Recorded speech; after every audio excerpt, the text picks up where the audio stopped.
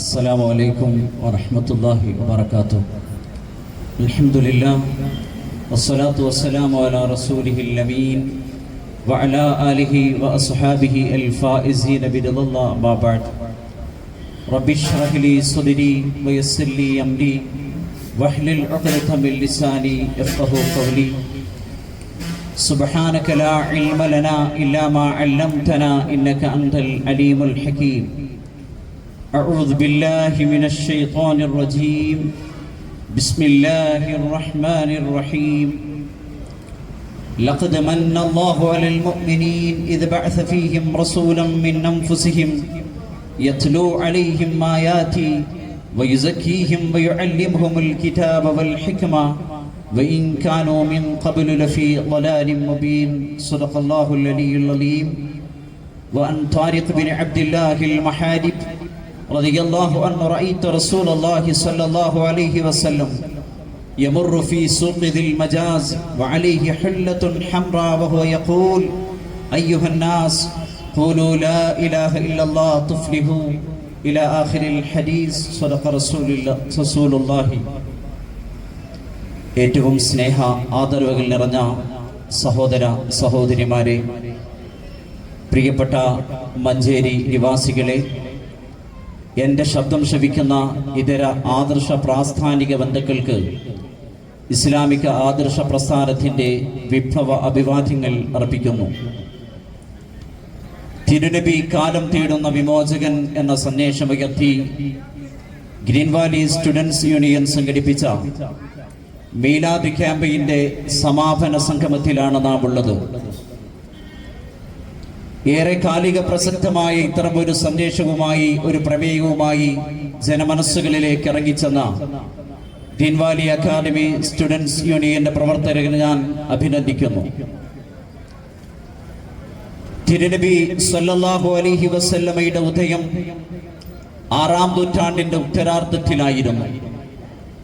പ്രവാചക തിരുമേനി സല്ലല്ലാഹു അലൈഹി വസല്ലമ തങ്ങൾ ഉദയം ചെയ്യുമ്പോൾ അന്നത്തെ ലോകത്തിന്റെ സാമൂഹികവും രാഷ്ട്രീയവും വിശ്വാസപരവും സാമൂഹികവുമായ മാനങ്ങളെക്കുറിച്ച്, അവസ്ഥകളെക്കുറിച്ച് ലോക ചരിത്രത്തെ അപകരിച്ച ആളുകളൊക്കെ വളരെ വിശാലാർത്ഥത്തിൽ തന്നെ ചരിത്ര ഗ്രന്ഥങ്ങളിൽ അതിനെ രേഖപ്പെടുത്തിയിട്ടുണ്ട്. മുഹമ്മദ് നബി സല്ലല്ലാഹു അലൈഹി വസല്ലമ തങ്ങൾ കടന്നു വരുന്ന ആ കാലഘട്ടം 6-ാം നൂറ്റാണ്ട് കഴിഞ്ഞ് 7-ാം നൂറ്റാണ്ടിലേക്ക് കാലെടുത്ത് വെക്കുമ്പോൾ മക്കയിലെ അറേബ്യ ജനത മാത്രമല്ല, മറിച്ച് ലോകത്തിന്റെ സമൂഹം മുഴുവൻ അന്ധകാരത്തിലായിരുന്നു. വിശ്വാസപരമായി, കർമ്മപരമായി, സാംസ്കാരികമായി, രാഷ്ട്രീയപരമായി, സാമൂഹികപരമായി, നാഗരികപരമായൊക്കെ അന്നത്തെ ജനസമൂഹം അന്ധകാരത്തിലായിരുന്നു, ഇരുട്ടിലായിരുന്നുവെന്ന് ചരിത്രത്തെ അപഗ്രഥിക്കുന്ന മുഴുവൻ ചരിത്രകാരന്മാരും രേഖപ്പെടുത്തുന്നുണ്ട്. അറേബ്യ മാത്രമായിരുന്നില്ല, അന്നത്തെ ഇന്ത്യയിലെ ഭാരതത്തിന്റെ സംസ്കാരത്തെ എടുത്ത് പരിശോധിച്ചാൽ അന്നത്തെ ഭാരതീയ സംസ്കാരത്തിൽ സ്ത്രീകൾ സതീ സമ്പ്രദായത്തിലൂടെ ഭർത്താവിന്റെ ചിതയിൽ ചാടി ആത്മഹത്യ ചെയ്യേണ്ടി വരുന്ന പെൺകുട്ടികൾ ജീവിച്ചിരുന്ന കാലഘട്ടമായിരുന്നു അത്. ഇന്നും സതീ സമ്പ്രദായം ഇന്ത്യയുടെ ചില ഗ്രാമങ്ങളിൽ നിലനിൽക്കുന്നു എന്ന ദുഃഖസത്യം കൂടി നാം തിരിച്ചറിയേണ്ടതുണ്ട്. മറ്റൊന്നായിരുന്നു ദേവദാസി സമ്പ്രദായം. ഒരു പെൺകുട്ടി വിധവയായി കഴിഞ്ഞാൽ ആ പെൺകുട്ടിയെ നല്ല വസ്ത്രങ്ങൾ ധരിച്ച് ക്ഷേത്രത്തിലേക്ക് ആ കുട്ടിയെ നേർച്ചയാക്കുന്നു. എന്നിട്ട് ക്ഷേത്രത്തിലെ പൂജാരിമാരും അവിടുത്തെ പ്രമാണി വർഗവും ആ പെൺകുട്ടികളെ മാറി മാറി ലൈംഗിക ബന്ധത്തിൽ ഏർപ്പെടുന്ന വളരെ മോശമായ മലീമസമായ ഒരു ചുറ്റുപാടായിരുന്നു അന്നത്തെ ഭാരതീയ സംസ്കൃതി എടുത്ത് പരിശോധിക്കുമ്പോൾ നമുക്ക് കാണാൻ സാധിക്കുന്നത്. അന്നത്തെ ഗ്രീക്കിന്റെ, അന്നത്തെ ലോകനാഗരികതയിൽപ്പെട്ട ഗ്രീക്ക് സംസ്കാരത്തെ എടുത്ത് പരിശോധിച്ചാൽ ഗ്രീക്കുകാരും അന്ധകാരത്തിലായിരുന്നു.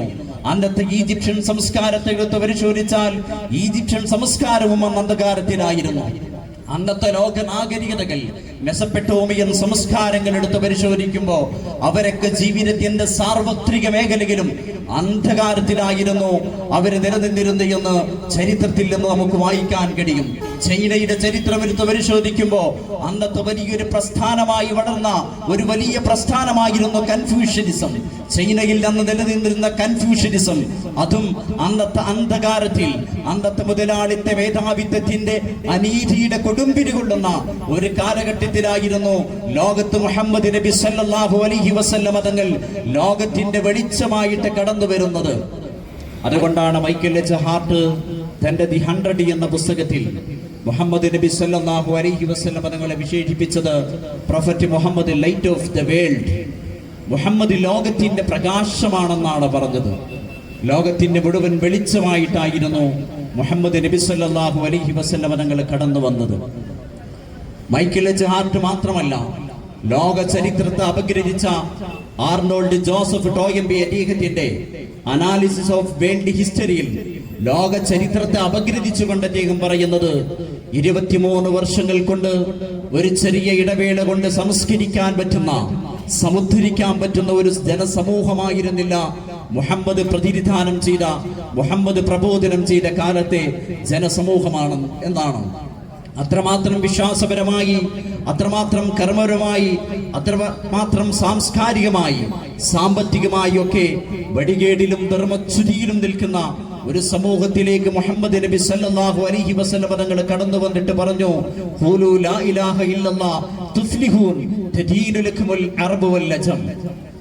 നിങ്ങൾ ലാ ഇലാഹ ഇല്ലല്ലാഹ് പറയൂ, നിങ്ങൾക്ക് അറബികളും അജമികളുമായ ലോകം നിങ്ങളുടെ കാൽ കീഴിൽ വരുമെന്ന വലിയ വിപ്ലവത്തിന്റെ സന്ദേശമായിരുന്നു മുഹമ്മദ് നബി സല്ലല്ലാഹു അലൈഹി വസല്ലം തങ്ങൾ അറബികളെ വിളിച്ചുകൂട്ടിയിട്ട് ഇന്നത്തെ മഞ്ചേരി അങ്ങാടിയെ പോലെയുള്ള അന്നത്തെ മക്കയിലെ ഉഖാല ചന്തയിലും ദിൽ മജാസിലും ചെന്നിട്ട് പ്രവാചക തിരുമേനി സല്ലല്ലാഹു അലൈഹി വസല്ലം തങ്ങൾ ഈ മഞ്ചേരി അങ്ങാടിയിലെ സായാഹ്നത്തിൽ ഖീൻവാലിയുടെ കുട്ടികൾ പ്രവാചകന്റെ ദൗത്യവും ദർശനവും സന്ദേശവും ജനങ്ങൾക്ക് എത്തിച്ചു കൊടുക്കാൻ വേണ്ടി ഈ മാലോകർ വിളിച്ചുകൂട്ടിയതുപോലെ 1400 വർഷങ്ങൾക്ക് മുമ്പ് മുഹമ്മദ് നബി സല്ലല്ലാഹു അലൈഹി വസല്ലം തങ്ങൾ അന്നത്തെ അങ്ങാടികളിൽ ചെന്നിട്ട്, ദുൽമജാസിന്റെ അങ്ങാടിയിൽ ചെന്നിട്ട്, ഉഖാലിന്റെ അങ്ങാടിയിൽ ചെന്നിട്ട് മുഹമ്മദ് നബി സല്ലല്ലാഹു അലൈഹി വസല്ലം തങ്ങൾ പറഞ്ഞു, ഖൂലു ലാ ഇലാഹ ഇല്ലല്ലാഹ് തുഫ്ലിഹൂൻ. നിങ്ങൾ ലാ ഇലാഹ ഇല്ലല്ലാഹ് പറയൂ, നിങ്ങൾക്ക് വിജയിക്കാൻ കഴിയും, നിങ്ങൾക്ക് വിജയിക്കാൻ കഴിയും. ലോകത്തെ അറബികളെയും നിങ്ങൾക്ക് രാഷ്ട്രീയ മേൽക്കോയ്മയിലൂടെ, വിശ്വാസമേൽക്കോയ്മയിലൂടെ, സാംസ്കാരികമായ ഔന്നത്യത്തിലൂടെ, സാമ്പത്തികമായ അഭിവൃദ്ധിയിലൂടെ നിങ്ങൾക്ക് കീഴ്പ്പെടുത്താൻ കഴിയുമെന്ന് മുഹമ്മദ് നബി സല്ലല്ലാഹു അലൈഹി വസല്ലം തങ്ങൾ ഉഖാദിന്റെ ചന്തയിൽ ചെന്നിട്ട് പറയുമ്പോ, ദിൽ മജാസിന്റെ ചന്തയിൽ ചെന്നിട്ട് പറയുമ്പോ, ഇന്ന് ഒരു മനുഷ്യൻ നന്മയിലേക്ക് ക്ഷണിക്കുമ്പോ അതിനെ വഴിതടയുന്ന ആളുകളെ ഇന്ന് നമുക്ക് കാണാൻ കഴിയും. അവരുടെ യൂട്യൂബുകൾ ഉപയോഗിച്ചുകൊണ്ട്, അവരുടെ സോഷ്യൽ മീഡിയ മാധ്യമങ്ങൾ ഉപയോഗിച്ചുകൊണ്ട്, അവരുടെ ചാനലുകൾ ഉപയോഗിച്ചുകൊണ്ട് എന്ന് നന്മ പറയുന്നവന്റെ പേത്ത് കരിവാരിത്തേക്കാൻ 7-ാം നൂറ്റാണ്ടിന്റെ പ്രാകൃതബോധമാണെന്ന് പറയുന്നവരെ പോലെ അന്ന് മുഹമ്മദ് നബി സല്ലല്ലാഹു അലൈഹി വസല്ലം തങ്ങൾ ലാ ഇലാഹ ഇല്ലല്ലാഹയുടെ തൗഹീദിന്റെ ഏകത്വത്തിന്റെ ശബ്ദം മക്കയിലെ ഉഖാദിന്റെ ചന്തയിൽ, ദുൽമജാസിന്റെ അങ്ങാടിയിൽ പോയിട്ട് പ്രഖ്യാപിക്കുമ്പോ അതിന്റെ പിന്നാലെ നടന്നിട്ട് ഇവൻ പറയുന്നത് കളവാണ്, വിശ്വസിക്കരുത്, ഇവൻ കള്ളനാണെന്ന് പറയാൻ ആ മുഹമ്മദ് നബിയുടെ പിതൃവ്യൻ അബൂലഹബ് വരെ ഉണ്ടായിരുന്നെങ്കിൽ, എന്നും സത്യം പറയുന്നവന്റെ നാവരിയുന്നതിന് വേണ്ടി, സത്യം പറയുന്നവനെ അതിൽ നിന്ന് മാറ്റുന്നതിന് വേണ്ടി, സത്യം പറയുന്നവനെ രാജ്യദ്രോഹിയാക്കുന്നതിന് വേണ്ടി ശ്രമിക്കുന്ന മാധ്യമങ്ങളെ, ശ്രമിക്കുന്ന കാപാലികരെ നമുക്ക് കാണാൻ കഴിയും. മുഹമ്മദ് നബി സല്ലല്ലാഹു അലൈഹി വസല്ലം തങ്ങൾ അത്തരം ഒരു വെല്ലുവിളിയെയും വകവെച്ചില്ല. മുഹമ്മദ് നബി തന്റെ ദൗത്യമായി മുന്നോട്ട് പോയി. മുഹമ്മദ് നബി അവരോട് പറഞ്ഞു, നിങ്ങൾ ആരാധിക്കുന്ന ആരാധ്യ വസ്തുക്കൾ യുക്തിഹീനമായ, ബുദ്ധിക്ക് ചിന്തിക്കാൻ കഴിയാത്ത, അചിന്തനീയമായ നിങ്ങളുടെ കൈകൾ കൊണ്ട് നിങ്ങൾ കൊത്തിയെടുത്ത വിഗ്രഹങ്ങൾ, നിങ്ങളുടെ കൈകൾ കൊണ്ട് നിങ്ങൾ വരച്ചു വെച്ച ഫോട്ടോകൾ, നിങ്ങൾ കാണുന്ന ഈ വിഗ്രഹങ്ങളും പ്രതിമകളും പ്രതിഷ്ഠകളും ഒക്കെ ദൈവത്തിന്റെ സൃഷ്ടികൾ മാത്രമാണ്. അവർക്കൊന്നിനെ സഹായിക്കാനോ സംരക്ഷിക്കാനോ അവരുടെ ശരീരത്തിലേക്ക് വരുന്ന ഒരു ചെറിയ ഈച്ചയെ പോലും തടയാനും നിങ്ങൾക്ക് കഴിയില്ല. അതുകൊണ്ട് നിങ്ങൾ ആരാധിക്കേണ്ടത് യാ അയ്യുഹന്നാസ് ഉഅ്ബുദൂ റബ്ബക്കുമുല്ലദീ ഖലഖകും വല്ലദീന മിൻ ഖബലികും ലഅല്ലകും തത്തഖൂൻ. മാനുഷിക സമൂഹമേ, മാനവലോകമേ, നിങ്ങൾ ആരാധിക്കേണ്ടത് നിങ്ങളെ സൃഷ്ടിച്ച ആരാധനയാണ്, അല്ലാഹുവിനെയാണ് നിങ്ങൾ ആരാധിക്കേണ്ടത്. അല്ലദീ ഖലഖകും വല്ലദീ വല്ലദീന മിൻ ഖബലിക്കും, നിങ്ങളെയും നിങ്ങളുടെ മുൻഗാമികളെയും സൃഷ്ടിച്ച പടച്ച തമ്പുരാനെ മാത്രമാണ് നിങ്ങൾ ആരാധിക്കേണ്ടത്. അല്ലദീ ജഅലലകുമുൽ അർള ഫിറാശ വസ്സമാഅ ബിനാഅ വഅൻസല മിനസ് സമാഇ മാഅ വഅഖ്റജ ലക്കും മിനസ് സമറാത്തി റിസ്ഖൻ ലക്കും വലാ തജ്അലൂ ലില്ലാഹി അൻദാദാ ഇൻ കുൻതും തഅലമൂൻ. നിങ്ങൾക്ക് ആകാശത്തെ മേൽക്കൂരയാക്കിയ, ഭൂമിയെ നിങ്ങൾക്ക് താമസിക്കാൻ വാസ്യോഗ്യമാക്കി തന്ന, ആകാശത്തിൽ നിന്ന് മഴ വർഷിച്ച് സസ്യലതാദികൾ മുളപ്പിച്ച് അതിൽ നിന്ന് നിങ്ങൾക്ക് ജീവിതത്തിന്റെ വിഭവങ്ങൾ, നിങ്ങളുടെ റിസ്കുകൾ, നിങ്ങളുടെ ഉപജീവനങ്ങൾ നിങ്ങൾക്ക് സംവിധാനിക്കുന്ന പടച്ച തമ്പുരാനെ മാത്രമേ നിങ്ങൾ ആരാധിക്കൂ എന്ന് പറയപ്പോ പ്രവാചക തിരുമേനി സല്ലല്ലാഹു അലൈഹി വസല്ലം തങ്ങളുടെ ആ സന്ദേശത്തെ ജനങ്ങൾ മെല്ലെ മെല്ലെ മെല്ലെ പ്രവാചകന്റെ സന്ദേശത്തെ ഉൾക്കൊള്ളാൻ തുടങ്ങി. പ്രവാചകന്റെ സന്ദേശത്തെ ജനങ്ങൾ ഉൾക്കൊള്ളാൻ തുടങ്ങി. പ്രവാചക തിരുമേനി സല്ലല്ലാഹു അലൈഹി വസല്ലം നിർത്തിയില്ല. അങ്ങാടിയിൽ പോയിട്ട് പറഞ്ഞു, തന്റെ കുടുംബക്കാരെ വിളിച്ചു കൂട്ടിയിട്ട് മുഹമ്മദ് നബി സല്ലല്ലാഹു അലൈഹി വസല്ലം തങ്ങൾ പറഞ്ഞു, ഖുലൂ ലാ ഇലാഹ ഇല്ലല്ലാഹ് തുഫ്ലിഹൂൻ, നിങ്ങൾ ലാ ഇലാഹ ഇല്ലല്ലാഹ് പറയൂ, നിങ്ങൾക്ക് വിജയിക്കാൻ കഴിയുമെന്ന് തന്റെ കുടുംബങ്ങളെ വിളിച്ചു കൂട്ടിയിട്ട് അങ്ങാടികളിൽ പോയിട്ട് പ്രവാചക തിരുമേനി സല്ലല്ലാഹു അലൈഹി വസല്ലമ മക്കയിലെ ജബൽ ഖുബൈസ് പർവതത്തിന്റെ ശിഖരത്തിൽ കയറിയിട്ട് ഉറക്കെ പ്രഖ്യാപിച്ചപ്പോ ആ സന്ദേശത്തെ മെല്ലെ മെല്ലെ മെല്ലെ ജനങ്ങൾ ഉൾക്കൊണ്ടു. ജനങ്ങൾ അവരുടെ മനസ്സിൽ നിന്ന് വിഗ്രഹങ്ങളെ പിടിതെറിഞ്ഞു. ജനങ്ങൾ അവരുടെ മനസ്സിൽ നിന്ന് അല്ലാഹു അല്ലാത്ത ആരാധ്യമൂർത്തികളെ, ദൈവേതര ശക്തികളെ മുഴുവനും തുടച്ചു മാറ്റി. ലാ ഇലാഹ ഇല്ലല്ലാഹ്, ഒരു ആരാധ്യനും നിങ്ങൾക്കില്ല. നിങ്ങളുടെ മനസ്സിൽ നിങ്ങൾ പൂവിട്ട് പൂജിപ്പിക്കുന്ന, നിങ്ങളുടെ പ്രണാമങ്ങൾ അർപ്പിക്കുന്ന, നിങ്ങൾ നിവേദ്യങ്ങൾ അർപ്പിക്കുന്ന നിങ്ങളുടെ മനസ്സിലെ വിഗ്രഹങ്ങളെ തച്ചുടക്കണം. ലാ ഇലാഹ, ഒരു ആരാധ്യനും നിങ്ങൾക്കില്ല.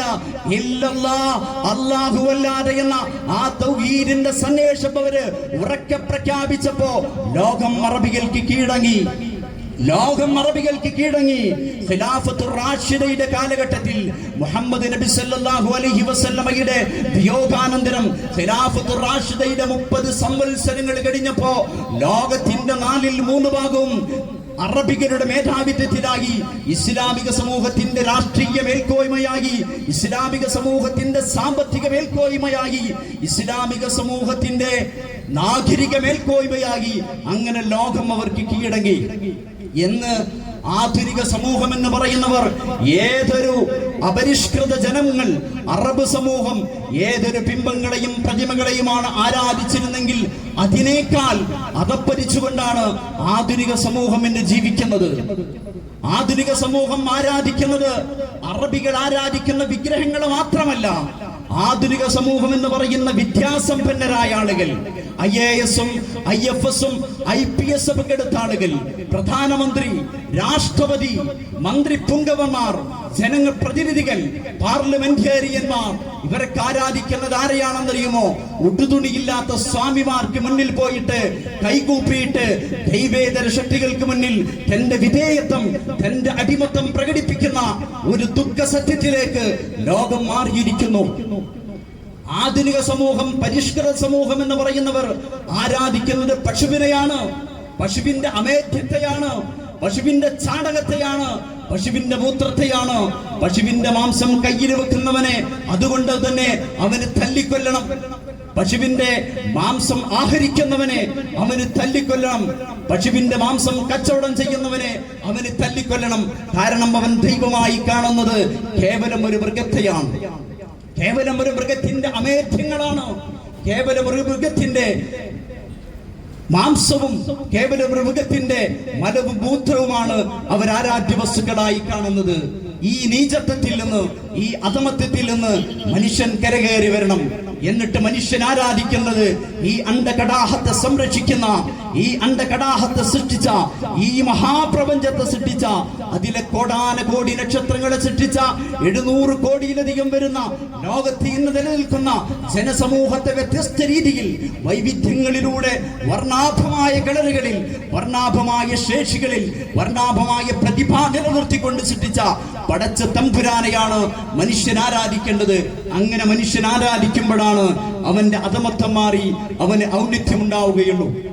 മുഹമ്മദ് നബി സല്ലല്ലാഹു അലൈഹി വസല്ലം തങ്ങൾ ഉണ്ടാക്കിയെടുത്ത ഒന്നാമത്തെ വിപ്ലവം അതിവിശ്വാസപരമായ വിപ്ലവമാണ്.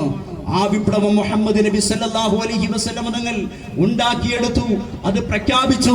ജനങ്ങളിൽ പരിവർത്തനത്തിന്റെ പടഹധ്വനി മുഴക്കി.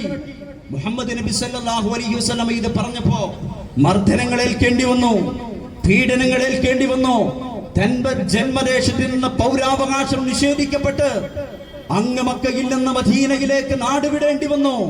തന്റെ ജന്മദേശത്തോട് ദുഃഖത്തോടെ യാത്ര പറഞ്ഞിട്ട് മുഹമ്മദ് നബി ഹിജറ പോകുമ്പോ മുഹമ്മദ് നബി മക്കയുടെ ഭൂമികയിലേക്ക് തിരിഞ്ഞുകൊണ്ട് പറഞ്ഞു, മക്ക അള്ളാഹുവിന്റെ ഭൂമികയിൽ ഞാൻ ഏറ്റവും ഇഷ്ടപ്പെടുന്ന മണ്ണാണ് എന്റെ ജന്മദേശമായ പടച്ചതമ്പുരാന്റെ ഇന്ന അവ്വല ബൈത്തിൻ വുലിഅ ലിന്നാസ് ലല്ലദീ ബിബക്കത മുബാറക ഫീഹി ഹുദൽ ലിന്നാസ്. മാനവ സമൂഹത്തിന് പ്രപഞ്ചനാഥന് സാഷ്ടാംഗം നമിക്കുന്നതിന് വേണ്ടി, പ്രപഞ്ചനാഥനെ പ്രണമിക്കുന്നതിന് വേണ്ടി മാനവ സമൂഹത്തിന്റെ ഭൂമിയിൽ ആദ്യമായി നിർമ്മിക്കപ്പെട്ട വിശുദ്ധ കഅബാലയ മുറ്റത്തിൽ നിന്ന് അങ്ങേ യസ്രിബിന്റെ മണ്ണിലേക്ക് നാട് വിട്ടു പോകുമ്പോ സങ്കടത്തോടെ മുഹമ്മദ് നബി സല്ലല്ലാഹു അലൈഹി വസല്ലം തങ്ങൾ പറഞ്ഞു, ഈ നാട്ടുകാരനെ പുറത്താക്കിയില്ലായിരുന്നെങ്കിൽ ഈ മക്കയുടെ ഭൂമികയിൽ നിന്ന് ഞാൻ പോവുകയില്ലായിരുന്നെന്ന് മുഹമ്മദ് നബി പറഞ്ഞു. ജന്മദേശം ത്യജിക്കേണ്ടി വന്നു, പൗരത്വം നിഷേധിച്ചു. ഇന്ന് പൗരത്വം നിഷേധിച്ച് അസമിലെ 28 കുടുംബങ്ങളെ കോൺസെൻട്രേഷൻ ക്യാമ്പുകളിലേക്ക് ഇന്ത്യ ഭരിക്കുന്ന പഴയകാലത്തെ ജാഹിലിയ്യത്തിന്റെ ആഢ്യത്വങ്ങൾ പേറുന്ന വംശവരിയുടെ വർണ്ണവരിയുടെ മുഴുവൻ സിദ്ധാന്തങ്ങളെയും നെഞ്ചിലേറ്റുന്ന രാജ്യത്തെ ജനങ്ങളെ വർണ്ണത്തിന്റെയും വർഗത്തിന്റെയും മതത്തിന്റെയും വംശത്തിന്റെയും പേരിൽ വേർതിരിക്കുന്ന ഭരണകൂടങ്ങൾ അസമിലെ മുസ്ലിം സമൂഹത്തെ അവര് മുസ്ലിങ്ങളായി എന്നൊറ്റ കാരണം കൊണ്ട് 28 കുടുംബങ്ങൾ അവരുടെ കുടുംബങ്ങളോട് കണ്ണീരോടെ യാത്ര പറഞ്ഞിട്ട് കോൺസെൻട്രേഷൻ ക്യാമ്പുകളിലേക്ക് യാത്രയാകുന്നത് കഴിഞ്ഞ ആഴ്ചകളിൽ നമ്മുടെ പത്രങ്ങളിൽ കണ്ടു. അതേപോലെ മുഹമ്മദ് നബിയുടെ സമൂഹത്തെ, മുഹമ്മദ് നബിയുടെ അനുചരന്മാരെ ആദ്യം എത്യോപ്യയിലേക്ക്, ഹബശീനയിലേക്ക്, പിന്നെ യസ്രിബിന്റെ മണ്ണിലേക്ക് അവർ ഹിജറ പോകേണ്ടി വന്നു. ഹിജറ പോയ മുഹമ്മദ് നബി സല്ലല്ലാഹു അലൈഹി വസല്ലം തങ്ങൾ ഇവരുടെ ഞാനൂലുകൾ കണ്ട്, ഇവരുടെ വെല്ലുവിളികൾ കണ്ട്, അവരുടെ വാഗ്ധാരണികൾ കണ്ട് മുഹമ്മദ് നബി തന്റെ ദൗത്യത്തിൽ നിന്ന് പിന്മാറിയില്ല. യസ്രിബിന്റെ മണ്ണിൽ ഒരു ഇസ്ലാമിക രാഷ്ട്രമുണ്ടാക്കിയിട്ട് മുഹമ്മദ് നബി സല്ലല്ലാഹു അലൈഹി വസല്ലമ തൗഹീദിന്റെ ലാ ഇലാഹ ഇല്ലല്ലാഹയുടെ ശബ്ദം അവരിലേക്ക് എത്തിച്ചു കൊടുത്തിട്ട് യസ്രിബിന്റെ മണ്ണിൽ നിന്ന് 12000 വരുന്ന സ്വഹാബത്തുമായിട്ട് തന്നെ ഏതൊരു ജന്മദേശത്തിൽ നിന്ന് നാട്ടിപ്പുറത്താക്കിയോ ആ ജന്മദേശത്തേക്ക് 10 വർഷങ്ങൾക്ക് ശേഷം ജേതാവായിട്ട് തിരിച്ചു വരുന്ന അഭിമാനത്തിന്റെ ഒരു മുഹൂർത്തം മുഹമ്മദ് നബി സല്ലല്ലാഹു അലൈഹി വസല്ലമയുടെ ജീവിതത്തിന്റെ ചരിത്രം പരിശോധിക്കുമ്പോൾ നമുക്ക് കാണാം. മുഹമ്മദ് നബി അവരോട് ചെയ്തത്, നിങ്ങളിൽ ലാ ഇലാഹ ഇല്ലല്ലാഹ് പറയൂ, നിങ്ങൾക്ക് വിജയിക്കാം. നിങ്ങൾ സൃഷ്ടിപൂജ നടത്തരുത്, ദൈവേതര സൃഷ്ടികളെ നിങ്ങൾ ആരാധ്യനായിട്ട് കാണരുത്. നിങ്ങളെ സൃഷ്ടിച്ച, പ്രപഞ്ചത്തെ സൃഷ്ടിച്ച പടച്ച തമ്പുരാനെ മാത്രമേ നിങ്ങൾ ആരാധിക്കാവൂ എന്ന സന്ദേശമാണ്. ദൈവേതര സൃഷ്ടികളെ ആരാധിക്കുന്നവരോട് ഗ്രീൻ വാലി അക്കാദമി നടത്തുന്ന ഈ പ്രവാചക സദസ്സിന്റെ ഈ സായാഹ്നത്തിൽ ഞങ്ങൾക്ക് പറയാനുള്ളത്, ഓരോ മനുഷ്യനും ആരാധിക്കേണ്ടത് ദൈവത്തെയാണ്, സാക്ഷാൽ ദൈവത്തെയാണ്. ഇന്ന് മാർപ്പാപ്പ പറഞ്ഞ എല്ലാവരുടെയും ദൈവം എന്ന് പറഞ്ഞ അല്ലാഹുവിനെ കുറിച്ച്, ആ അല്ലാഹുവിനെ വിശുദ്ധ ഖുർആൻ പരിചയപ്പെടുത്തിയതുപോലെ തആലൂ ഇലാ കലിമത്തിൻ സവാഇൻ ബൈനനാ വബൈനകും അല്ലാ നഅ്ബുദ ഇല്ലല്ലാഹ് വലാ നുശ്രിക ബിഹി ഷൈആ. എല്ലാ വേദങ്ങളും പറയുന്നത് പോലെ, ഹൈന്ദവ വേദങ്ങൾ പറയുന്നത് പോലെ, ഉപനിഷത്തുകൾ പറയുന്നത് പോലെ, ബൈബിള് പറയുന്നത് പോലെ, തോറ പറയുന്നത് പോലെ, സങ്കീർത്തനം പറയുന്നത് പോലെ, മുഴുവൻ മതങ്ങളുടെയും വേദഗ്രന്ഥങ്ങൾ അവരുടെ പ്രമാണങ്ങൾ പറയുന്ന ലാ ഇലാഹ ഇല്ലല്ലാഹ് നദസ്ത പ്രതിമാ അസ്തിഹി, ദൈവത്തിന് പ്രതിമകളില്ല, ദൈവത്തിന്റെ പ്രതിരൂപങ്ങളില്ലെന്ന് ഹൈന്ദവ വേദങ്ങൾ പറയുന്ന ആ ദൈവത്തെ മാത്രമേ നമ്മൾ ആരാധിക്കാവൂ. അതായിരുന്നു മുഹമ്മദ് നബി ഉണ്ടാക്കിയെടുത്ത ഒന്നാമത്തെ വിപ്ലവം. രണ്ടാമത്തെ വിപ്ലവം മുഹമ്മദ് നബി സല്ലല്ലാഹു അലൈഹി വസല്ലം തങ്ങൾ ഉണ്ടാക്കിയെടുത്ത രണ്ടാമത്തെ വിപ്ലവം സ്ത്രീ വിമോചനത്തിന്റെ വലിയ മാറ്റത്തിന്റെ കാഹളമായിരുന്നു മുഹമ്മദ് നബി സല്ലല്ലാഹു അലൈഹി വസല്ലം തങ്ങൾ ഉണ്ടാക്കിയെടുത്തത്. നമ്മളൊക്കെ ചരിത്രം വായിക്കുന്നവരാണ്, നമ്മളൊക്കെ ചരിത്രം ഒരുപാട് കേട്ടവരാണ്. മുഹമ്മദ് നബി സല്ലല്ലാഹു അലൈഹി വസല്ലം അഭിമുഖീകരിച്ച അറേബ്യൻ സമൂഹം സ്ത്രീകളെ, പെൺകുട്ടികളെ ജനിച്ചു വീണാൽ ആ ചുട്ടുപെടുത്ത മണലാരുണ്യത്തിന്റെ 45 50 സെൽഷ്യസ് ഡിഗ്രി ചൂടുള്ള അറേബ്യയുടെ മന്തരിയിൽ ജീവനുള്ള കുട്ടിയെ അല്ലെങ്കിൽ ആ കുട്ടിയെ കൊന്നിട്ട് കുടിച്ചു മൂടിയിരുന്ന ഒരു സമൂഹമായിരുന്നു അറേബ്യയിലുണ്ടായിരുന്നത്. അന്നത്തെ ഇന്ത്യയുടെ അവസ്ഥ, പെൺകുട്ടികളെ ദേവദാസി സമ്പ്രദായത്തിലൂടെ ക്ഷേത്രങ്ങളിലേക്ക് നേർച്ചയാക്കിയിട്ട് പ്രമാണിവർഗവും പൂജാരിമാരും ചൂഷണം ചെയ്യുകയായിരുന്നു. സരീ സമ്പ്രദായത്തിലൂടെ ഭർത്താവ് മരിച്ച പെൺകുട്ടികൾ അവരുടെ ഭർത്താവിന്റെ ചിറയിൽ ചാടിയിട്ട് ആത്മഹത്യ ചെയ്യുന്ന കാലഘട്ടത്തിൽ മുഹമ്മദ് നബി സല്ലല്ലാഹു അലൈഹി വസല്ലം തങ്ങൾ പ്രപഞ്ചനാഥന്റെ സന്ദേശവുമായിട്ട് കടന്നു വന്നിട്ട് പറഞ്ഞു, ലാ തഖ്തുലു ഔലാദകും ഖശ്യത ഇംലാഖ് നഹ്നു നർസുഖുകും വഇയ്യാകും. നിങ്ങൾ ദാരിദ്ര്യത്തെ ഭയന്നിട്ട് നിങ്ങളുടെ പെൺകുട്ടികളെ, നിങ്ങളുടെ മക്കളെ, അതാണാവട്ടെ പെണ്ണാവട്ടെ, നിങ്ങളുടെ ദാരിദ്ര്യത്തെ ഭയന്നിട്ട് നിങ്ങളുടെ ദുരഭിമാനം കാരണം നിങ്ങളുടെ പെൺകുട്ടികളെ നിങ്ങൾ കൊല്ലാൻ പാടില്ല. അവർക്ക് ദുരഭിമാനമായിരുന്നു. പെൺകുട്ടികൾ ജനിക്കുന്നത് ദുരഭിമാനത്തോടെയായിരുന്നു കണ്ടത്. വിശുദ്ധ ഖുർആൻ ആ സമൂഹത്തിന്റെ മാനസിക വ്യവഹാരത്തെ പറഞ്ഞു, വൈദാ ബുശ്ശിറ അഹദുഹും ബിൽഉൻസാ ലല്ല വജൂഹു മുസ്വദൻ വഹുവ കലീം. തനിക്കൊരു പെൺകുട്ടി പിറന്നിരിക്കുന്നു എന്ന് ഒരു സഹോദരൻ മറ്റേ സഹോദരൻ പോയിട്ട് സന്തോഷ വാർത്ത അവന് സുവിശേഷം അറിയിക്കുമ്പോ അവന്റെ മുഖം തനിക്കൊരു കുഞ്ഞുണ്ടായതിന്റെ പേരിൽ, ഒരു കുഞ്ഞിക്കാലുണ്ടായതിന്റെ പേരിൽ, തന്റെ ഭാര്യ പ്രസവിച്ചതിന്റെ പേരിൽ സന്തോഷം കൊണ്ട് മതിമറക്കുന്നതിന് പകരം ലല്ല വജൂഹു മുസ്വദൻ വഹുവ കലീം, അവരുടെ മുഖം കറുത്തിരുളുമായിരുന്നു. ആ സമൂഹത്തിലേക്കാണ് മുഹമ്മദ് നബി വന്നിട്ട് പറഞ്ഞത്, നിങ്ങൾ നിങ്ങളുടെ പെൺകുട്ടികളെ കൊല്ലരുത് എന്ന് വിശുദ്ധ ഖുർആനിന്റെ സന്ദേശം അവരോട് ഓതിക്കൊടുത്തത്. മുഹമ്മദ് നബി ഒന്നുകൂടി പറഞ്ഞു, ഈ പെൺകുട്ടികൾ ആരാണെന്ന് നിങ്ങൾക്കറിയുമോ? അദ്ദുന്യാ കുല്ലുഹാ മതാഅ് വഖൈറു മതാഇ ദുന്യാ അൽ മർഅതു സ്സാലിഹ. ഇഹലോകത്തിലെ ലോകത്തിലെ ഏറ്റവും നല്ല വിഭവം അത് സച്ചരിതയായ പെണ്ണാണ്. ലോകം മുഴുവനും വിഭവ സമൃദ്ധമാണ്.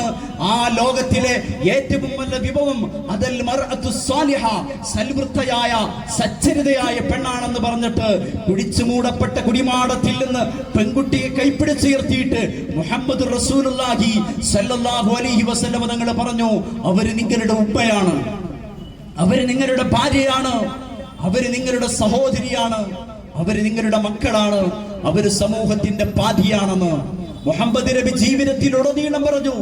തന്റെ അവസാനത്തെ പ്രഭാഷണം, തന്റെ അവസാനത്തിന്റെ മഹാസംഗമത്തിൽ, തന്റെ വിടവാങ്ങൽ ഹജ്ജത്തിൽ വിദാഇന്റെ ഖുത്ബത്തിൽ വിദാഇൽ മുഹമ്മദ് റസൂലുള്ളാഹി സ്വല്ലല്ലാഹു അലൈഹി വസല്ലം തങ്ങൾ പറഞ്ഞു, ലോകത്തെ ലിഖിത രൂപത്തിലുള്ള ആദ്യത്തെ മനുഷ്യാവകാശ പ്രഖ്യാപനം അത് മുഹമ്മദ് നബിയുടേതാണ്.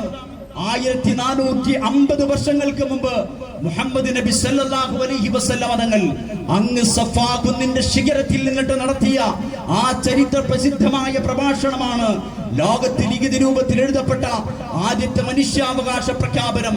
ആ മനുഷ്യാവകാശ പ്രഖ്യാപനത്തിൽ മുഹമ്മദ് നബി സല്ലല്ലാഹു അലൈഹി വസല്ലം തങ്ങൾ അവിടെ കൂടിയിരുന്ന ആഭാരവൃതം ജനങ്ങളെ സാക്ഷിയാക്കിയിട്ട് പറഞ്ഞു, യഅ്ദിലു ബിന്നിസാഇ ഖൈറാ. നിങ്ങൾ നിങ്ങളുടെ പെണ്ണുങ്ങളോട്, നിങ്ങളുടെ സ്ത്രീകളോട്, നിങ്ങളുടെ ഉമ്മമാരോട്, നിങ്ങളുടെ ഭാര്യമാരോട്, നിങ്ങളുടെ മക്കളോട്, നിങ്ങളുടെ സഹോദരിമാരോട് നീതിപൂർവ്വം നിങ്ങൾ വർത്തിക്കണമെന്ന് മുഹമ്മദ് നബി സല്ലല്ലാഹു അലൈഹി വസല്ലം തങ്ങൾ പറഞ്ഞു. ജീവിതത്തിന്റെ ഓരോ സായാഹ്നത്തിലും, പ്രവാചകത്വത്തിന്റെ പ്രഥമഘട്ടത്തിലും അതിന്റെ മധ്യകാലഘട്ടത്തിലും അവസാനമായിട്ട് മുഹമ്മദ് നബി 4 ആളുകളെ ഒരുമിച്ച് കൂട്ടാൻ പറ്റിയ 12,000-ലധികം വരുന്ന ആളുകൾ ഒരുമിച്ച് കൂടിയപ്പോ അവിടെയും മുഹമ്മദ് നബി സല്ലല്ലാഹു അലൈഹി വസല്ലം തങ്ങൾ പ്രഖ്യാപിച്ചത് സ്ത്രീ സമൂഹത്തിന്റെ ജസ്റ്റിസിനെ കുറിച്ചായിരുന്നു, സ്ത്രീ സമൂഹത്തിന്റെ നീതിയെ കുറിച്ചായിരുന്നു മുഹമ്മദ് നബി സല്ലല്ലാഹു അലൈഹി വസല്ലം തങ്ങൾ പ്രഖ്യാപിച്ചത്. ആ മുഹമ്മദ് നബിയുടെ സന്ദേശമാണ് മാനവലോകം ഉൾക്കൊണ്ടത്. ആധുനിക സമൂഹം എന്ന് പറയുന്നവർ അറേബ്യൻ ജാഹിലിയ്യത്തിനേക്കാൾ മോശമാണ്. ഞാനിത് വെറുതെ പറയുകയല്ല. അറേബ്യൻ ജാഹിലിയ്യത്തിലെ ആ പ്രാകൃത ഗോത്രവർഗ സമൂഹം പെൺകുട്ടികൾക്ക് ജനിക്കാനുള്ള സ്വാതന്ത്ര്യം കൊടുത്തിരുന്നു. ആധുനിക സമൂഹം എന്ന് പറയുന്നവർ പെൺകുട്ടികൾക്ക് ജനിക്കാനുള്ള സ്വാതന്ത്ര്യം പോലും കൊടുക്കുന്നില്ല. ഇന്ത്യയിൽ ഒരു വർഷത്തിൽ 5 ലക്ഷം അബോർഷനുകളാണ് ഒരു വർഷത്തിൽ നടക്കുന്നത്.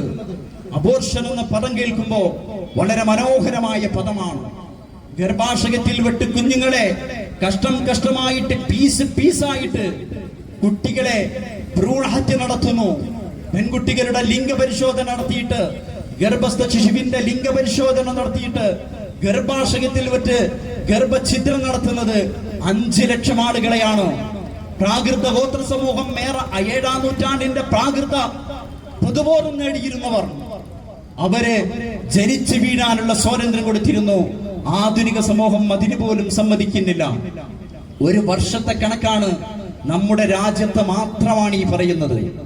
ഇവിടെയാണ് മുഹമ്മദ് നബി സല്ലല്ലാഹു അലൈഹി വസല്ലം തങ്ങൾ സ്ത്രീകൾക്ക് കൊടുത്ത സ്വാതന്ത്ര്യം എന്താണെന്ന് നമുക്കറിയേണ്ടത്. മുഹമ്മദ് നബി ലോകത്ത് വിഭാവനം ചെയ്ത സ്ത്രീ സ്വാതന്ത്ര്യം അത് ലിബറലിസം പറയുന്നത് പോലെയുള്ള സ്വാതന്ത്ര്യമല്ല, ഫെമിനിസം പറയുന്നത് പോലെയുള്ള സ്വാതന്ത്ര്യമല്ല. ഫെമിനിസം പറയുന്നത് ആണുങ്ങൾക്ക് മാറുമറന്ന് നടക്കാനുള്ള അവകാശമുണ്ടെങ്കിൽ അത് പെണ്ണിനും വേണമെന്നാണ്. ലിബറൽ ഫിലോസഫിയും മുന്നോട്ട് വെക്കുന്നത് വ്യക്തിയുടെ സ്വാതന്ത്ര്യമാണ്. ഒരു മനുഷ്യന്റെ സ്വാതന്ത്ര്യം തീരുമാനിക്കുന്നത് അവനാണ്. ആണ് തുറന്ന് നടക്കുന്നത് പോലെ പെണ്ണും മാറുമറന്ന് നടന്നാൽ ഇവിടെ സംഭവിക്കുന്നത് പെൺകുട്ടികൾക്ക് ലഭിക്കേണ്ട ജസ്റ്റിസ്, അവരുടെ നീതിയാണ് നഷ്ടപ്പെടുന്നത്, അവരുടെ സുരക്ഷിതത്വമാണ് നഷ്ടപ്പെടുന്നത്. അതുകൊണ്ടാണ് സാംസ്കാരിക മേഖലയിൽ, സിനിമാ മേഖലകളിൽ ഹേമ കമ്മീഷൻ റിപ്പോർട്ട് പുറത്തു വന്നപ്പോൾ പറഞ്ഞത്, പവർ ഗ്രൂപ്പുകാർ, അന്നത്തെ ആദ്യ തമ്പുരാക്കന്മാർ, വിശുദ്ധ ഖുർആൻ അവരെ മലഇ എന്നാണ് പറയുന്നത്, പ്രമാണി വർഗങ്ങൾ, കുറ്റവാളികൾ, പവർ ഗ്രൂപ്പുകാർ ഞങ്ങളുടെ വാതിലുകളിൽ മുട്ടുന്നു. പവർ ഗ്രൂപ്പുകാരാണ് തീരുമാനിക്കുന്നത് ഞങ്ങൾ എന്ത് ചെയ്യണമെന്ന്, ഞങ്ങൾ ആരുടെ കൂടെ കിടക്കണമെന്ന് തീരുമാനിക്കുന്നത് പവർ ഗ്രൂപ്പുകാരാണെന്ന് പറയുന്നു. മുഹമ്മദ് നബി സല്ലല്ലാഹു അലൈഹി വസല്ലം തങ്ങൾ പറയുന്നു, പെണ്ണ് നിൽക്കേണ്ട ചില നിയന്ത്രണങ്ങളും രേഖകളും ദൈവിക ദർശനത്തിലൂടെ പ്രവാചകൻ പെണ്ണിന്റെ സ്ത്രീയുടെ സുരക്ഷിതത്വത്തിന് വേണ്ടി മുഹമ്മദ് നബി സല്ലല്ലാഹു അലൈഹി വസല്ലം തങ്ങൾ മുന്നോട്ട് വെച്ചു. അതിലൊന്നാമത്തത് ആണിനും പെണ്ണിനും പാരത്രിക ബോധമുണ്ടാവുക എന്നുള്ളതാണ്. പാരത്രിക ചിന്തയുണ്ടാവണം. ഒരു പെണ്ണിനെ കാണുമ്പോൾ ആണിനുണ്ടാവേണ്ടത്, ഇത് എന്റെ സഹജീവിയാണ്, സമൂഹത്തിന്റെ നേർപാഠിയാണ്, പടച്ച തമ്പുരാന്റെ സവിശേഷമായ സൃഷ്ടിയാണ്, അവളെ കണ്ണുകളോടെ, വൈകാരികമായ കണ്ണുകളോടെ ഞാൻ കാണാൻ പാടില്ല. ഞാൻ അങ്ങനെ നോക്കുമ്പോ എനിക്ക് നഷ്ടപ്പെടുന്നത് എന്റെ പരലോകത്ത് പടച്ച തമ്പുരാൻ എനിക്ക് ഒരുക്കി വെച്ച സ്വർഗീയ ആരാമത്തിൽ അനശ്വരമായ സൗകര്യങ്ങളും സൗന്ദര്യങ്ങളും സുഖാനുഭൂതികളുമാണെന്ന ചിന്ത പുരുഷന്റെ മനസ്സിലുണ്ടാവണം. പുരുഷനെ കാണുമ്പോ സ്ത്രീക്കും ഉണ്ടാവേണ്ടത് അതേ ചിന്താഗതിയാണ്. ഇങ്ങനെ ഈ ചിന്തയുമായി ജീവിക്കുമ്പോ ഒരു മനുഷ്യന്, ഒരു സ്ത്രീക്ക്, ഒരു പുരുഷന് ഒരു പരിധിവരെ തെറ്റിൽ നിന്ന് അകന്നു നിൽക്കാൻ കഴിയും. അപ്പോഴും മനുഷ്യൻ അവന്റെ സാഹചര്യങ്ങളുടെ സമ്മർദ്ദം മൂലം തെറ്റുകളിലേക്ക് വെളുത്തി പോകാൻ സാധ്യതയുണ്ട്. അവിടെ വിശുദ്ധ ഖുർആൻ പറയുന്നു, സ്ത്രീ പുറത്തിറങ്ങുമ്പോ അവളുടെ കൂടെ മഹറം ഉണ്ടായിരിക്കണം, അവളുടെ കൂടെ അവളുടെ വിവാഹബന്ധം നിഷിദ്ധമായ വാപ്പയുണ്ടായിരിക്കണം, അച്ഛനുണ്ടായിരിക്കണം, അവരുടെ ആങ്ങളമാരുണ്ടായിരിക്കണം, അവരുടെ മക്കളുണ്ടായിരിക്കണം, അവരുടെ ഭർത്താക്കന്മാരുണ്ടായിരിക്കണം. എന്നാൽ സ്ത്രീ സുരക്ഷിതയായിരിക്കുമെന്ന് വിശുദ്ധ ഖുർആനും പ്രവാചക സന്ദേശങ്ങളും പഠിപ്പിച്ചു. ഇത് പറഞ്ഞപ്പോ ആധുനിക ലിബറൽ സമൂഹങ്ങൾ പറഞ്ഞു, 7-ാം നൂറ്റാണ്ടിന്റെ പ്രാകൃത ബോധമല്ലേ അത് എന്ന്.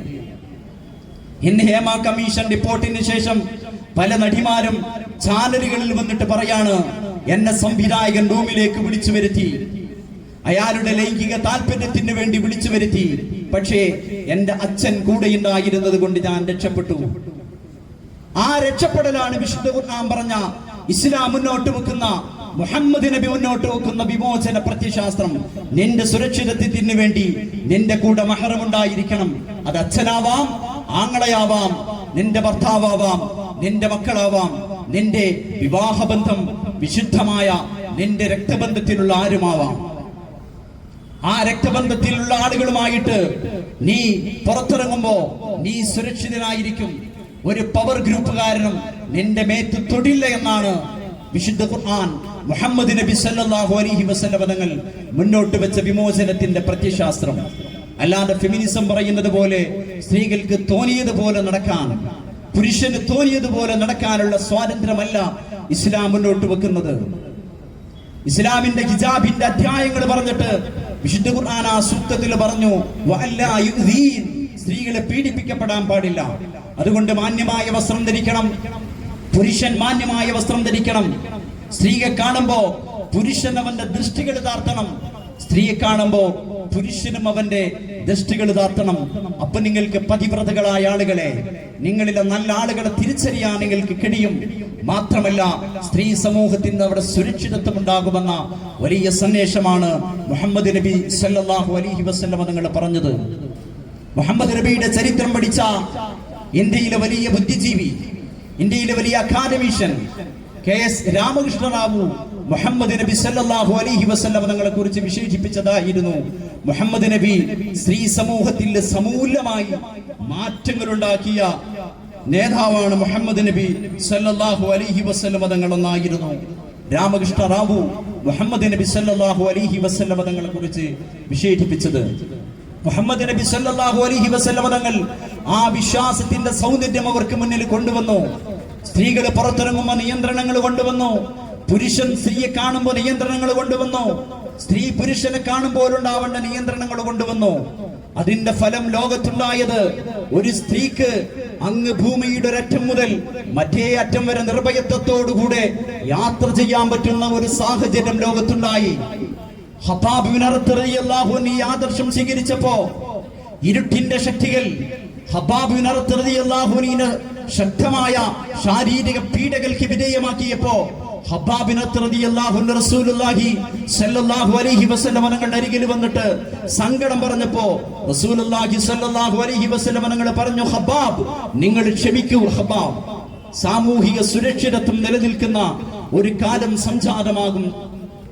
ഖത്താബ്, ഒരു സ്ത്രീക്ക് സന്ന മുതൽ ഹദറമൗത്ത് വരെ നിർഭയത്വത്തോടെ പടച്ച തമ്പുരാനെയല്ലാതെ മറ്റാരെയും പേടിക്കാതെ നിർഭയത്വത്തോടുകൂടെ യാത്ര പോകാൻ പറ്റുന്ന ഒരു സാമൂഹിക അന്തരീക്ഷം സംജാതമാകും.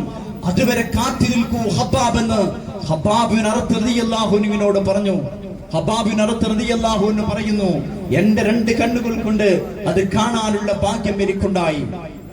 സന്ന മുതൽ ഹദറമൗത്ത് വരെ ഒരുത്തരെയും പേടിക്കാതെ നിർഭയത്വത്തോടുകൂടെ, ഒരു പവർ ഗ്രൂപ്പുകാരനെയും നമ്പാതെ പേടിക്കാതെ പെണ്ണിന് നിർഭയത്വത്തോടുകൂടെ യാത്ര ചെയ്യാനുള്ള ഒരു സാമൂഹിക വ്യവസ്ഥിതി മുഹമ്മദ് റസൂലുള്ളാഹി സ്വല്ലല്ലാഹു അലൈഹി വസല്ലം തങ്ങൾ സംജാതമാക്കി.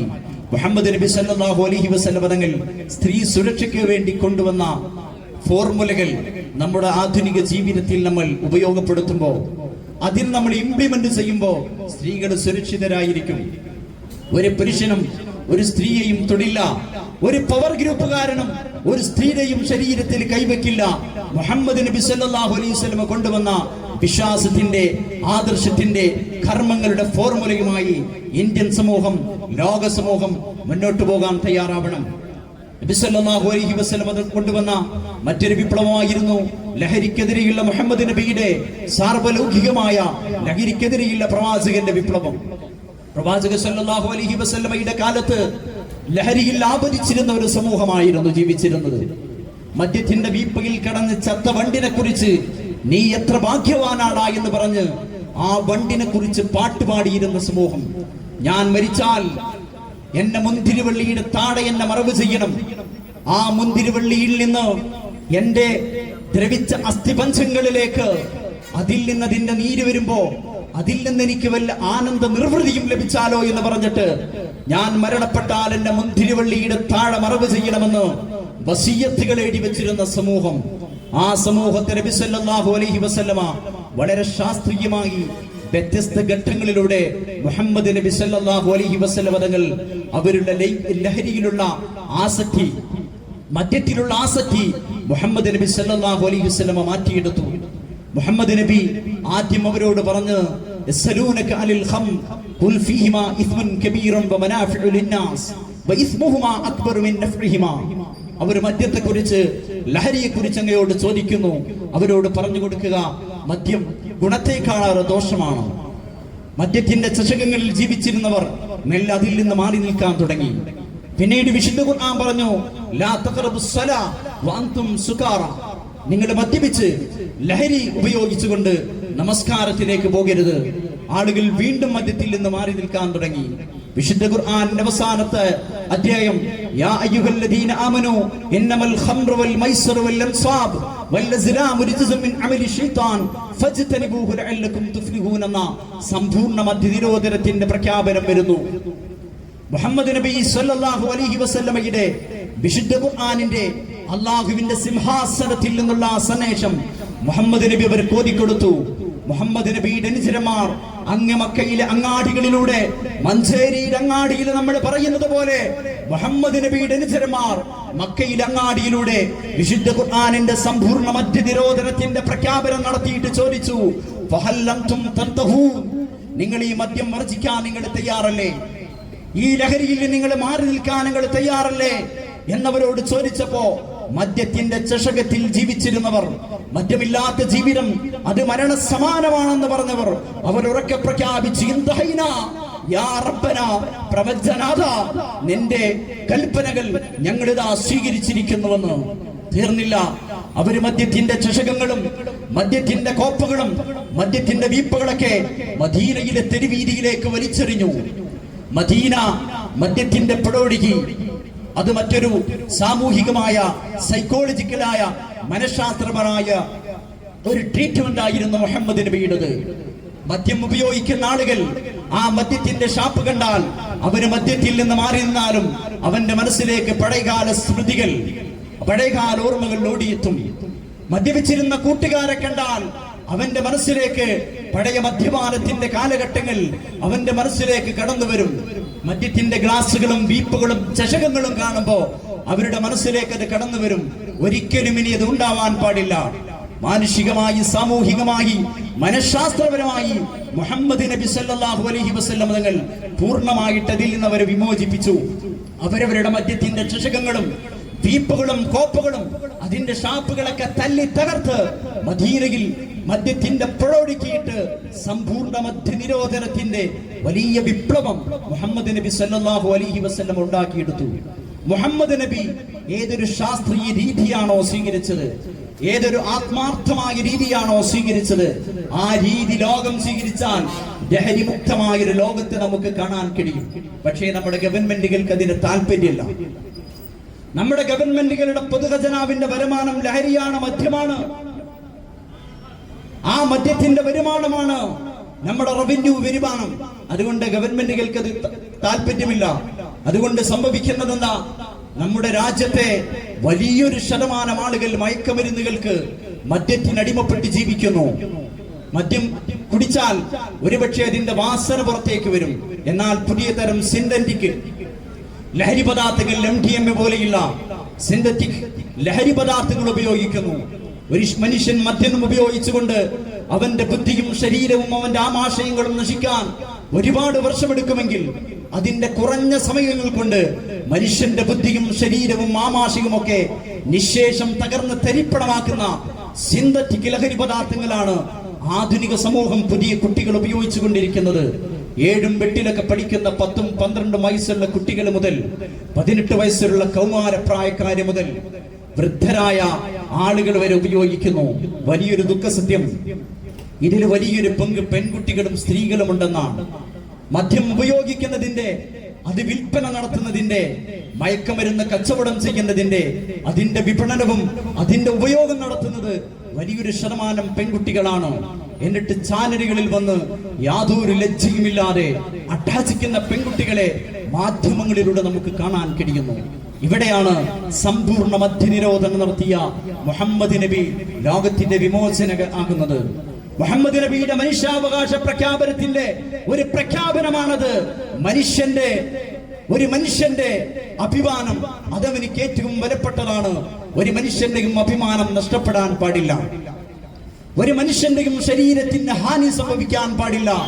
മനുഷ്യന്റെ രക്തവും അവന്റെ അഭിമാനവും വിലപ്പെട്ടതാണ്. അവന്റെ സമ്പത്ത് വിലപ്പെട്ടതാണ്. അതുപോലെ തന്നെ ഹിഫ്ലുൽ അഖിൽ, മനുഷ്യന്റെ ബുദ്ധി സംരക്ഷിക്കപ്പെടേണ്ടതാണ്. അത് ലഹരി ഉപയോഗിച്ചുകൊണ്ട്, മദ്യം ഉപയോഗിച്ചുകൊണ്ട്, ലഹരി പദാർത്ഥങ്ങൾ ഉപയോഗിച്ചുകൊണ്ട് നശിപ്പിക്കേണ്ടതല്ല.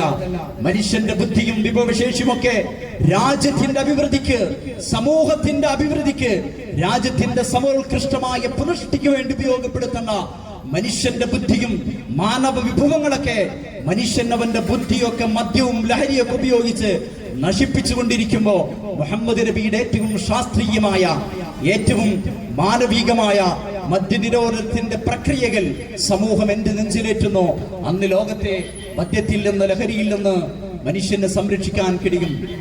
മറ്റൊന്ന്, മുഹമ്മദ് നബി സല്ലല്ലാഹു അലൈഹി വസല്ലം തങ്ങൾ അഭിമുഖീകരിച്ച സമൂഹത്തിന്റെ ഏറ്റവും വലിയൊരു പ്രശ്നമായിരുന്നു അന്നത്തെ കൊടിയ ദാരിദ്ര്യം, പട്ടിണി. വലിയ പട്ടിണിയിലായിരുന്നുവെന്ന് ചരിത്രം പരിശോധിക്കുന്നവർക്കറിയാം. പ്രവാചക തിരുമേനി സല്ലല്ലാഹു അലൈഹി വസല്ലം തങ്ങൾ ഞാൻ നേരത്തെ സൂചിപ്പിച്ചതുപോലെ ജന്മദേശത്ത് പൗരാവകാശം നിഷേധിക്കപ്പെട്ടപ്പോ അങ്ങേ യസ്രിബിന്റെ മണ്ണിലേക്ക് മദീനയിലേക്ക് പോയി. അവിടെയും അവിടുത്തെ ഫാഷിസ്റ്റുകൾ ചെയ്തത് മുഹമ്മദ് നബി സല്ലല്ലാഹു അലൈഹി വസല്ലമയുടെ നാടായ മദീനയെ യസ്രിബിനെ മദീനത്തുൻ നബി ആക്രമിക്കാൻ വേണ്ടി സപ്തകക്ഷികളുമായി മദീനയെ ആക്രമിക്കാൻ വേണ്ടി കടന്നു ചെന്നു. മുഹമ്മദ് നബി സല്ലല്ലാഹു അലൈഹി വസല്ലം തങ്ങൾ ഈ ദൗത്യത്തിൽ നിന്ന് പിന്മാറാതെ മദീനക്ക് ചുറ്റും കിടങ്ങുകൾ കുടിച്ച് പ്രതിരോധിച്ചു. ആ ചരിത്രമെഴുതിയ ചരിത്രകാരന്മാര് പറയുന്നു, കിടങ്ങ് കുടിച്ച് പ്രതിരോധിച്ചവര് മുഴുവനും അർദ്ധപ്പട്ടിണിയിലും മുഴുപ്പട്ടിണിയിലുമായിരുന്നു. വിശന്നിട്ട് എഴുന്നേറ്റ് നിൽക്കാൻ കഴിയാതെ വയറ്റത്ത് കല്ല് വെച്ച് കെട്ടിയ കടുത്ത ദാരിദ്ര്യത്തിലായിരുന്നവർ. ആ ദാരിദ്ര്യത്തിൽ ജീവിച്ച സമൂഹത്തിലേക്ക് മുഹമ്മദ് നബി സല്ലല്ലാഹു അലൈഹി വസല്ലം തങ്ങൾ വിശുദ്ധ ഖുർആനിന്റെ സന്ദേശവുമായിട്ട് കടന്നു ചെന്നു. എന്നിട്ട് പറഞ്ഞു, ഫാത്തിദിൽ ഖുർബാ ഹഖാ വൽ മിസ്കീന വബിനസ് സബീൽ ദാലിക ഖൈറുൽ ലില്ലദീന യുരീദൂന വജ്ഹല്ലാഹ് വഉലൈക ഹുമുൽ മുഫ്ലിഹൂൻ. നിങ്ങൾ നിങ്ങളുടെ അടുത്ത ബന്ധുക്കൾക്ക് അവരുടെ അവകാശങ്ങൾ നിങ്ങൾ കൊടുക്കണം. തെരുവിന്റെ മക്കൾക്ക് കൊടുക്കണം. തെരുവിൽ ജീവിക്കുന്ന അനേകായിരങ്ങൾ ജീവിക്കുന്ന മണ്ണാണ് ഇന്ത്യ രാജ്യത്തിന്റെ മണ്ണ്. അനേകായിരങ്ങൾ, കോടിക്കണക്കിന് ആളുകൾ ഒന്ന് തലചായ്ക്കാൻ ഒരു ഇടമില്ലാതെ, ഒരു നേരത്തെ വിശപ്പടക്കാൻ പശിയടക്കാൻ ഭക്ഷണമില്ലാതെ തെരുവിൽ ജീവിക്കുന്ന ആളുകളുണ്ട്. മുഹമ്മദ് നബി 1400 വർഷങ്ങൾക്ക് മുമ്പ് പ്രപഞ്ചനാഥന്റെ കൽപ്പനയുമായിട്ട് വന്നിട്ട് പറഞ്ഞു, വാതിലിൽ ഖുർബാ ഹഖഹു വൽ മിസ്കീന വബിനസ് സബീൽ. അഗതികൾക്കും അനാഥകൾക്കും തെരുവിന്റെ മക്കൾക്കും അവരുടെ അവകാശത്തെ നിങ്ങൾ കൊടുക്കണം. ആ സന്ദേശം വന്നപ്പോ മുഹമ്മദ് നബിയുടെ അനുയായികൾ സമ്പന്നൻ അവന്റെ സമ്പത്തിൽ നിന്ന് നിശ്ചിത വിഹിതമെടുത്ത് പാവപ്പെട്ടവന് നൽകി. പാവപ്പെട്ടവന്റെ വീട്ടിലെ അവന്റെ കൂരയിലെ പട്ടിണി മാറി, അവന്റെ ദാരിദ്ര്യം മാറി. വിശുദ്ധ ഖുർആൻ പറഞ്ഞു, ഖുദ് മിൻ സകാതിഹിം ഖുദ് മിൻ അംവാലിഹിം സദഖതൻ തുതഹിറുഹും വതുസക്കീഹിം. നിങ്ങൾ അവരിൽ നിന്ന് അവരുടെ നിർബന്ധ ദാനമായ സകാത്തിനെ വസൂൽ ചെയ്യൂ, എന്നിട്ടത് പാവപ്പെട്ടവന്റെ വീട്ടിലേക്ക് എത്തിക്കൂ. പണക്കാരന്റെ അരമനകളിൽ നിന്ന് അവന്റെ സമ്പത്തിനെ ഓഡിറ്റ് ചെയ്തിട്ട്, പണക്കാരന്റെ കച്ചവട സ്ഥാപനങ്ങളിൽ പോയിട്ട് അവന്റെ സമ്പത്തിനെ ഓഡിറ്റ് ചെയ്തിട്ട്, പണക്കാരന്റെ കാർഷിക മേഖലകളിൽ അവൻ വിളവെടുക്കുന്ന കൃഷിഭൂമിയിൽ പോയിട്ട് അവന്റെ സമ്പത്തിനെ ഓഡിറ്റ് ചെയ്തിട്ട് അതിന്റെ നിശ്ചല വിഹിതമെടുത്തിട്ട് പാവപ്പെട്ടവന്റെ കൂരയിലെത്തിക്കുന്നു. വിശുദ്ധ ഖുർആൻ പറഞ്ഞു, ഖുദ് മിൻ അംവാലിഹിം സദഖ തുതഹിറുഹും വതുസക്കീഹിം. അത് വസൂൽ ചെയ്തെടുക്കാൻ പറഞ്ഞു. അത് നിങ്ങളുടെ സമ്പത്തിനെ ശുദ്ധീകരിക്കും, നിങ്ങളെ ശുദ്ധീകരിക്കും, അത് നിങ്ങളെ സംശുദ്ധമാക്കും. അതുകൊണ്ട് നിങ്ങളുടെ സമ്പത്ത് പാവപ്പെട്ടവന്റെ വീട്ടിലേക്ക് ഒഴുക്കൂ എന്ന് വിശുദ്ധ ഖുർആൻ പറഞ്ഞപ്പോ സമ്പത്ത് സമ്പന്നൻ അവന്റെ വീട്ടിലേക്ക് ഒഴുക്കി. തന്റെ സമ്പത്തിന്റെ നിശ്ചല വിഹിതം ഞാനത് കൊടുക്കാതെ മാറ്റിവെച്ചാൽ ഞാൻ കഴിക്കുന്നത് നിഷിദ്ധമായ ഭക്ഷണമാണ്, അത് അപഹരിക്കപ്പെട്ടതിന് സമാനമാണ്, ഞാൻ മോഷണം നടത്തുന്നതിന് സമാനമാണെന്ന തിരിച്ചറിവ് അവർക്കുണ്ടായി. അവരവരുടെ സമ്പത്ത് പാവപ്പെട്ടവന്റെ വീടുകളിലേക്ക്, ദർബാറുകളിൽ നിന്ന് വീടുകളിലേക്ക് എത്തിച്ചപ്പോ മദീന സമ്പന്നമായി, അറേബ്യ സമ്പന്നമായി. ഉമർ ഫാറൂഖ് റളിയല്ലാഹു അൻഹുവിന്റെ രണ്ടാം ഖലീഫ ഉമർ ഇബ്നുൽ ഖത്താബിന്റെ ഭരണക്കാലയപ്പോഴേക്ക് മുസ്ലിം സമൂഹത്തിൽ സമ്പത്ത് കുന്നുകൂടി. ഖിലാഫത്ത് റാഷിദ എന്ന് പറയുന്ന മുഹമ്മദ് നബിയുടെ 4 പ്രമുഖ അനുചരന്മാര് ഭരിച്ച 30 സംവത്സരക്കാലം കഴിയുമ്പോ മദീന സമ്പത്ത് കൊണ്ട് സമ്പന്നമായി. ദരിദ്രരില്ലാത്ത, പൂർണ്ണമായി സാമ്പത്തിക അഭിവൃദ്ധി വന്ന, സാമ്പത്തിക സുസ്ഥിരത വന്ന ഒരു സമൂഹമായി അറേബ്യൻ സമൂഹം മാറി. സകാത്ത് വാങ്ങാൻ ആളില്ലാത്തൊരവസ്ഥയിലേക്ക് മുഹമ്മദ് നബി സല്ലല്ലാഹു അലൈഹി വസല്ലം തങ്ങൾ വെറും 23 വർഷം കൊണ്ട് അവരെ മാറ്റിയെടുത്തു.